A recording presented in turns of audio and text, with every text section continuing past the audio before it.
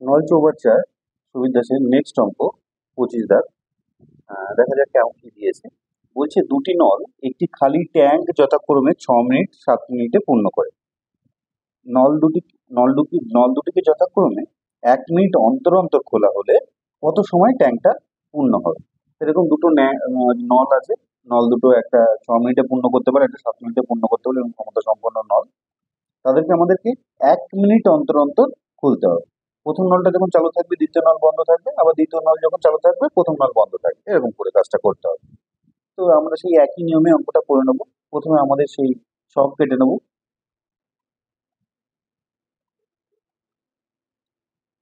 ছকের মধ্যে নল দুটোর নাম তো দেওয়া নেই, ধরে নিলাম এ নল প্রথম নল আর বি নল দ্বিতীয় নল।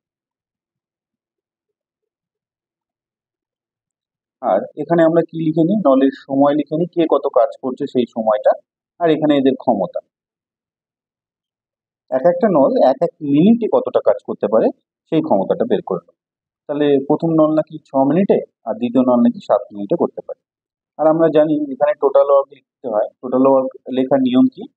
আমরা এই যে 6 আর 7 যে সময়টা দেওয়া থাকবে তাদের এলসিএম করে করবো, মানে এদের লসাগু করবো। 6 7 42, এই 42 হলো টোটাল কাজ। তাহলে এই নল দুটোকে এই 42 ইউনিটই কাজ করতে হবে।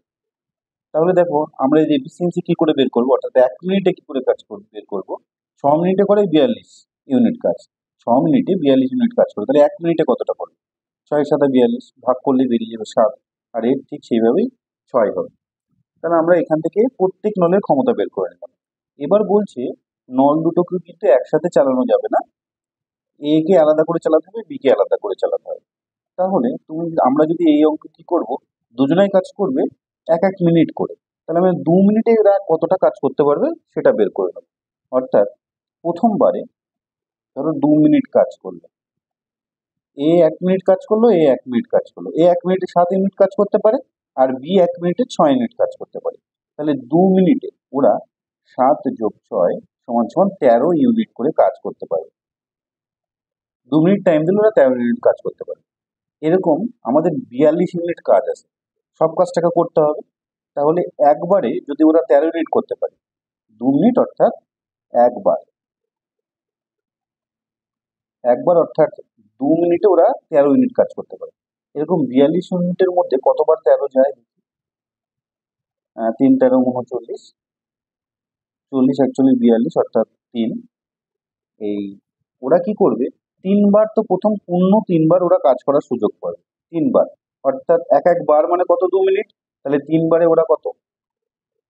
প্রথমে 6 মিনিট কাজ করবে, কিন্তু তবুও 3 ইউনিট কাজ পড়ে থাকছে। এটা কে করবে? আলাদা আলাদা করে যেহেতু কাজ করছে, প্রথমে কাজ শুরু করেছিল এ, তাহলে একেই করতে হবে। এ তো 7টার বেশি কাজ করতে পারে না, 7 ইউনিট কাজ করে এ।